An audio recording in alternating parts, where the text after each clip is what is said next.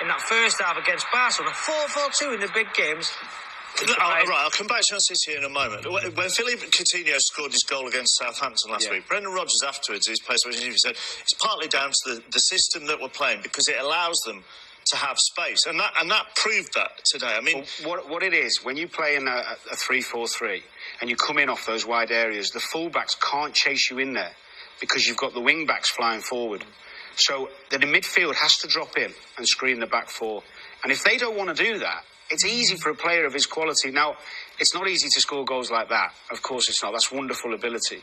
But what Coutinho now and Lallana have got is the ability to use all their energy going forward and not be too worried about running back the other way. But it wasn't just them. It was in every position they were best. They were better, sorry. You know, second balls, intensity of the play. They were better everywhere. I'm surprised City didn't match him up. Because when you played against two different formations, if City would have matched them up, then the better players will come out on top. And you've got to say, looking at the two teams, you'd argue City possibly have the better players. Individually. So, collectively, Liverpool was spot on. Naivety from Man City. Just one line that I picked up from both of you when you're doing that analysis, just on Vincent Kompany, who's getting some stick in certain quarters.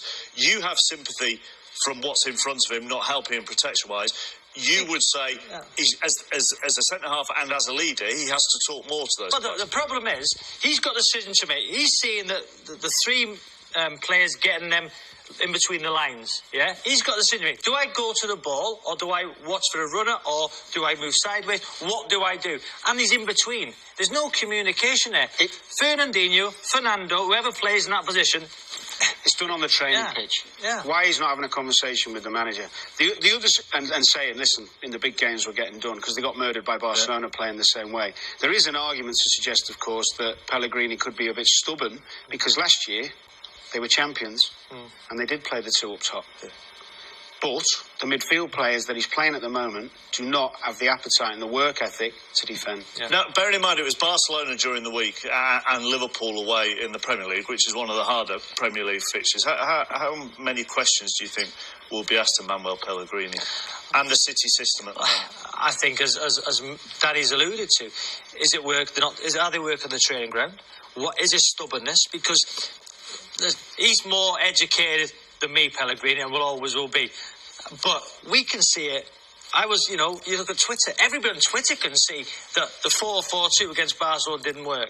It wasn't going to work. Second half, you could argue they got... It's not necessarily the barometer of everything that's right. No, of course not. But you're saying to us, people at home, we can see the 4-4-2 against Barcelona. That midfield area was so important not to get beaten in it. And in that first half, they could have been 3 or 4 down. So why can't he see it? And is this squad strong enough? The City squad strong enough? No. I think it is. I mean, to what? To win the Premier League? Yeah. The signings haven't been great in the last couple of seasons. They haven't. Yeah. But it is still good enough. Listen, coaches live and die by their decisions, of course. They don't do enough work on the training pitch, tactically, for me, by the looks of it, to win the league. Chappers, these are the signings in May 2012. Over £220 million spent. I would say, how many of them players can hold down a regular place in Manchester City's first team? This squad, this club should go on to dominate English football like Manchester United with the facilities they've got now, the training ground, the players' finances. They've spent £220 million on players. And how many of them players hold down a regular first-team place? I would say the best of all them signings would arguably be Frank Lampard, who cost nothing. And maybe Dim McKellis.